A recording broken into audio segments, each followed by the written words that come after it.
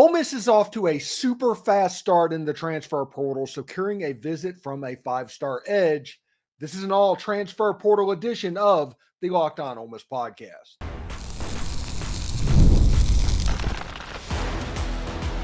You are Locked On Ole Miss, your daily podcast on the Ole Miss Rebels. Part of the Locked On Podcast Network, your team every day.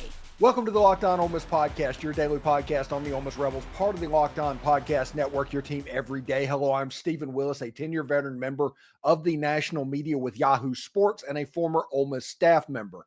On today's show, we talk about Ole Miss making a huge move to kick off the offseason by hosting LSU Tigers five-star edge rusher DeShawn Womack.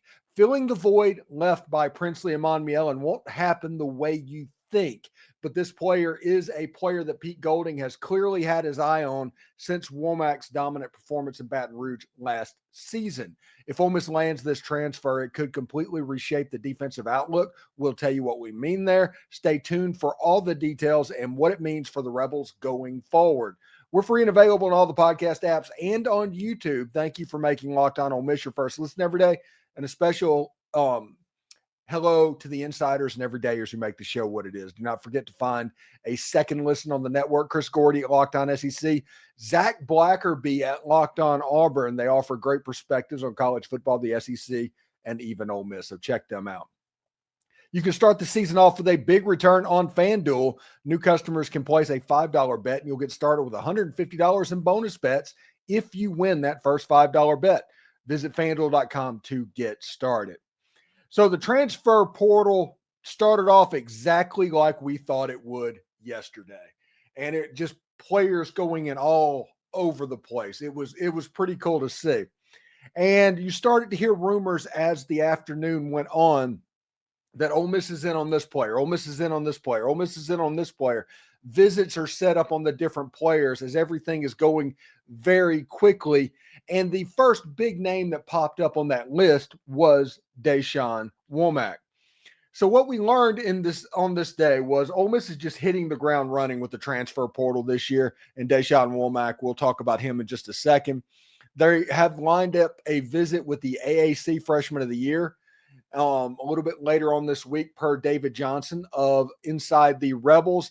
And Fluff, Bothwell, and Amon Hardy could fill running back roles on this Ole Miss staff. I think Hardy has set up a visit for later on this week as well. We'll talk all about that.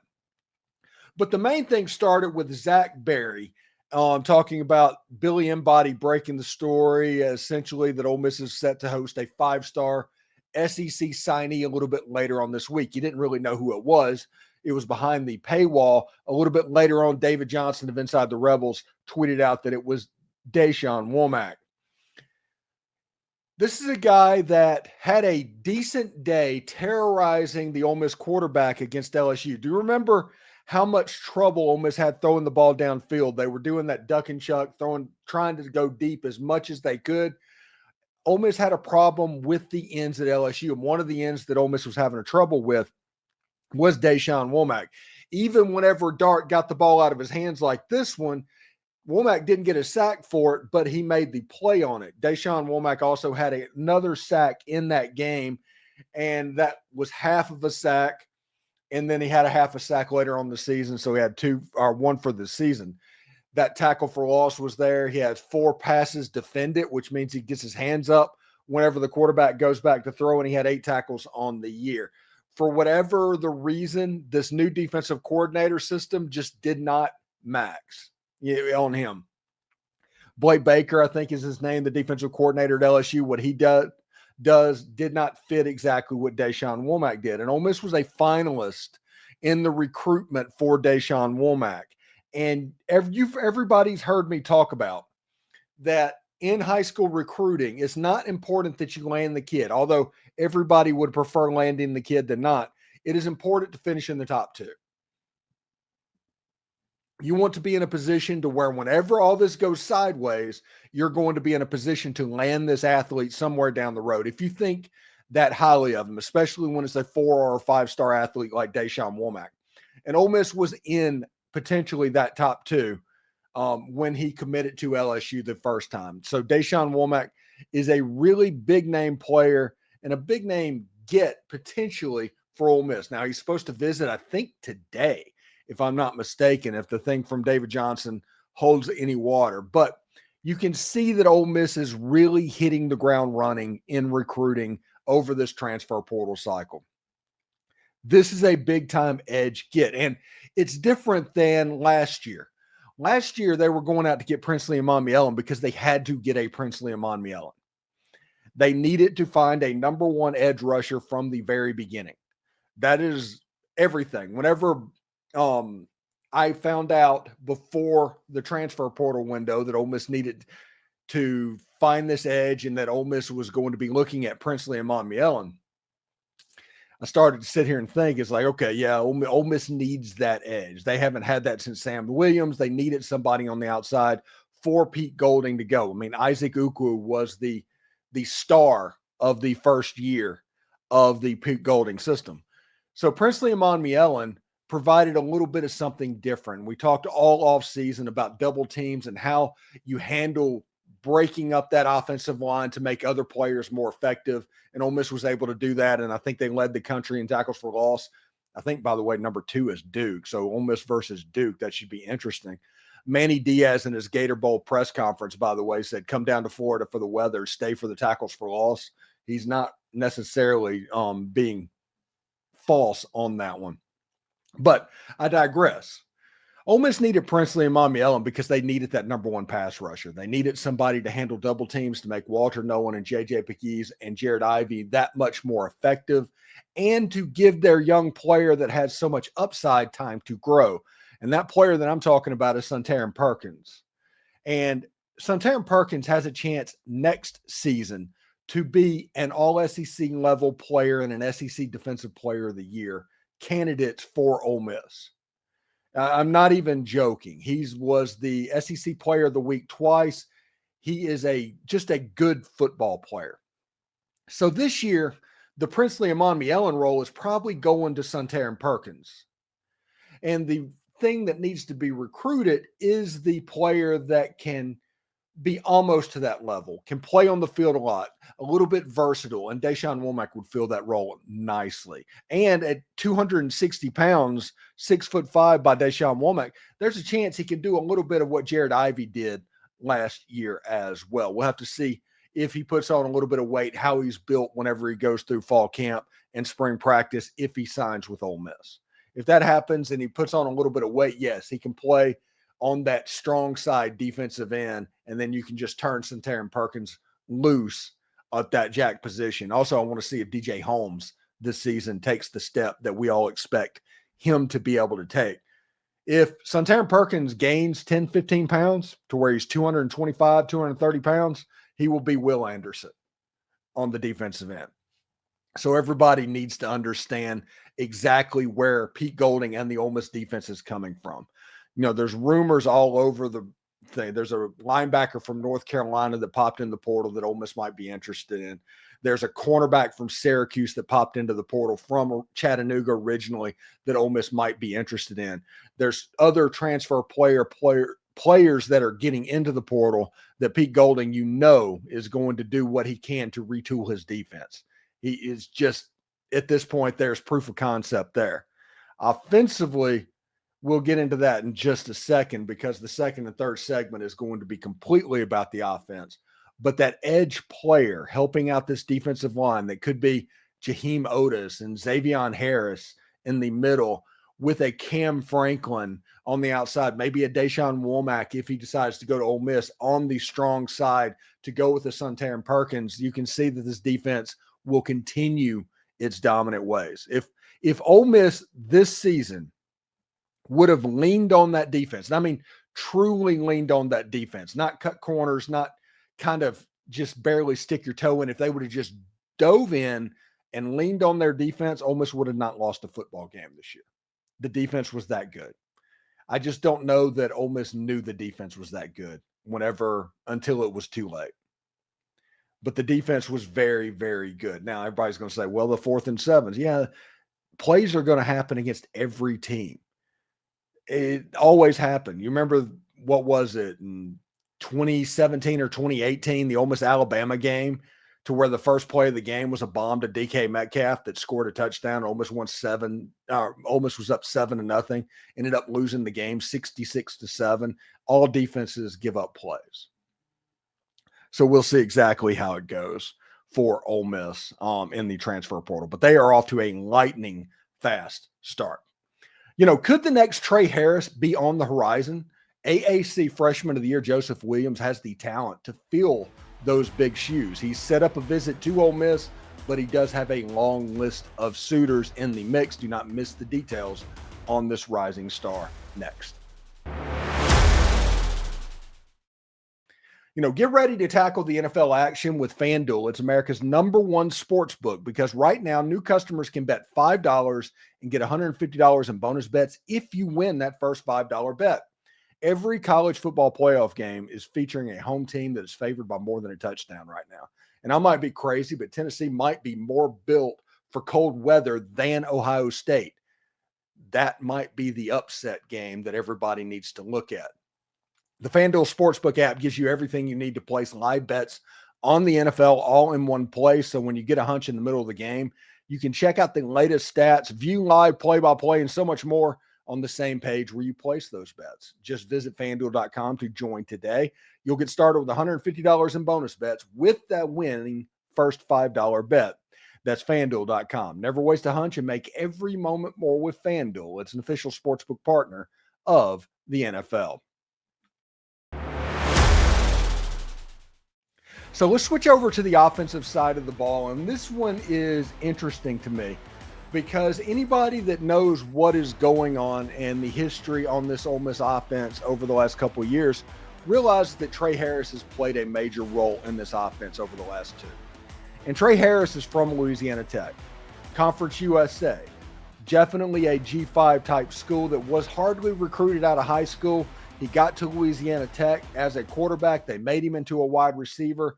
He turned into an absolutely special player, and he might have been the best wide receiver in all of college football this year. Lane Kiffin at USC, what he grew up in coaching as was a wide receivers coach. He knows what a good wide receiver looks like. He knows the attributes that a good wide receiver needs to have. He knows all of that stuff. So whenever you're recruiting players in the transfer portal, he knows what he's looking at. And when you add George McDonald and the other analyst on the staff, because player evaluation has been pretty good. Now, they had some hiccups in the portal last year, but I think that was because of the panic move with Quinshon Judkins, but we'll talk about that next segment. Joseph Williams is a player out of Tulsa. He was the American Athletic Conference Player of the Year, Freshman of the Year, and he had 30 catches for 588 yards and 5 touchdowns. And if you watched his highlights on YouTube, and I recommend everybody search Joseph Williams Tulsa on YouTube and look at the 1.5-minute highlight that's on there. His touchdowns are all there, and it's all contested catches. It's all big-time plays. It is all unbelievably impressive stuff that you are used to seeing Trey Harris do. Now, the one thing that you need to know is there's going to be a long list of suitors for this player. So Chris Hummer says he's got a visit set with Arizona State. They're in the playoffs. Arizona as well. And Colorado he's planning on going. Colorado is really in on this player, and you're starting to see an internet campaign develop for Joseph Williams because he's really good. Ole Miss can preach and show him what they did with Trey Harris and setting him up for success. Trey Harris was an injury away this year from winning the Biletnikoff. He almost won the receiving yardage award at the end of this year, even though he missed 4 or 5 games. If he would have played those games, he would have had 1,800 yards and 100 catches. I have no doubts to that. But as it sits right now, you have to preach that to Joseph Williams. Joseph Williams is a really good player. He is. Here's a tweet from Brad Logan, who says the AAC Freshman of the Year, Joseph Williams from Tulsa, is going to visit Ole Miss likely within the next week. That is a tweet from yesterday. So at some point in time this week, Joseph Williams should be on campus. He is a guy that Ole Miss needs to go all out for. Absolutely needs to go all out for on this player. We talk about the wide receivers that Ole Miss may or may not be in on, and Ole Miss having to rebuild a wide receiver unit, but it's probably not as urgent as some people think. Trey Harris, obviously, he's going to be gone. He is a dude. Jordan Watkins, obviously, going to be a dude. But it is not urgent that you replace both of them in the transfer portal with starter level players. Now, Ole Miss probably will, if history is any indication, but it's not an emergent type situation. Joseph Williams would come to Ole Miss as a sophomore with 2 years of eligibility, playing the role that Trey Harris plays. He gets to be a number one wide receiver on the outside and everything that Ole Miss fans want. On the other side, you're going to have Caleb Cunningham. And make no mistakes, Caleb Cunningham is going to be on the field next year, and he's going to be on the field a lot. And then you have Cayden Lee, who is the slot receiver that was the most reliable wide receiver in Ole Miss's offense this year. And he was also a guy that, if you looked at the Austin Simmons drive, he is the player that Austin Simmons kept going to over and over and over again, especially on the fourth down, the long play on third down. Austin Simmons was able to use Cayden Lee. And you have a Winston Watkins. You have an Aiden Williams. So while you need to replace the wide receiver room, it's not an emergent situation. You just need to find somebody that can be the number one wide receiver with a guy like Caleb Cunningham on the other side and a Cayden Lee as well. You look at tight ends, everything can change. There is the potential we talked about yesterday of Caleb Odom, him and Daquan Wright doing the H-back and tight end.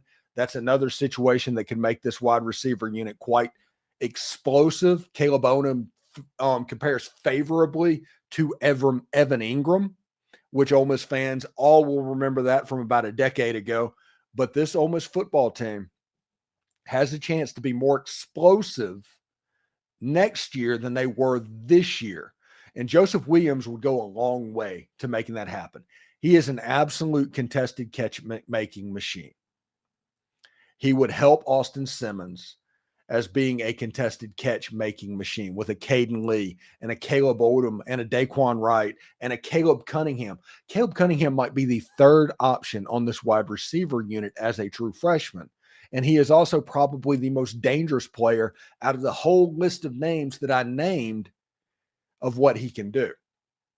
I'm telling you, this offense has a chance to be really, really different. And when you look at like Shakai Mills-Knight, that is the true freshman running back that Ole Miss just signed, who has a chance to have a very big impact on this Ole Miss team next year. I'm not saying he's going to start. I imagine that Ole Miss is hoping that he's not. But I think that Shakai Mills-Knight's going to get some carries, and he's going to be able to be a little bit different. I think Logan Diggs, I talked yesterday about how Logan Diggs needs to play in the bowl game so that Ole Miss knows what they have. We're a year out away from his surgery. All of that should be repaired. Everything should be good to go. Let's see if he's lost a step. Let's see what he looks like. Let's see what his mental state is to determine how many portal running backs Ole Miss needs to go after. This offense has a chance to be really good, and it starts with Joseph Williams potentially. Like I said, everybody is going to be after this guy. Everybody. He is good enough to where everywhere in the Big 12 is interested in him. Ole Miss has the advantage of being SEC. Ole Miss has the advantage of Trey Harris. Ole Miss has the advantage of Austin Simmons that others do not have. And because of that, Ole Miss has a chance, I think, to make some waves with this player. Anyway, in our final segment of the day, we look at the early running back entrance into the transfer portal. And if you notice a heavy Sun Belt Conference flair in Fluff Bothwell and Ahmad Hardy, you have to think that Ole Miss is going to be in the thick of both of these recruitments and that Ole Miss will likely land one of them. Stick around for that. You know, nothing delivers comfort and joy like the unrivaled quality and taste of Omaha steaks. It is guaranteed perfection in every single bite. And right now you can save on unforgettable gifts with 50% off site-wide at omahasteaks.com. plus score an additional $30 off with the promo code Locked On, or promo code College. With 5 generations of experience, they consistently deliver the world's best steak experience, and the gifting experts at Omaha Steaks have made it easy to deliver the perfect gift with thoughtfully curated gift packages featuring gourmet favorites. From legendary steaks to mouth-watering desserts and more, save 50% off site-wide for a limited time at omahasteaks.com. Plus, our listeners can get an extra $30 off with the promo code College. That's 50% off at omahasteaks.com and an extra $30 off with promo code College. Minimum purchases may apply. All right, so let's look over and go to the running back room. And last year, the whole Quinshon Judkins thing happened, and Ole Miss is really good at being very deliberate with whatever they do, okay? Ole Miss has been deliberate at the beginning of everything. Hiring assistant coaches, hitting the transfer portal. They have a plan and they stick with it. And because of that, their hit rate is higher than in other places. Quinshon Judkins, after the Peach Bowl and during the Peach Bowl, it got weird, and it ended up him going into the transfer portal after the game. And at that point, it feels like Ole Miss panicked a little bit. Started signing running backs from all over, whoever, because they couldn't have their evaluations in order for whatever reason. You ended up with a Dominic Thomas. You ended up with a Rashad Amos.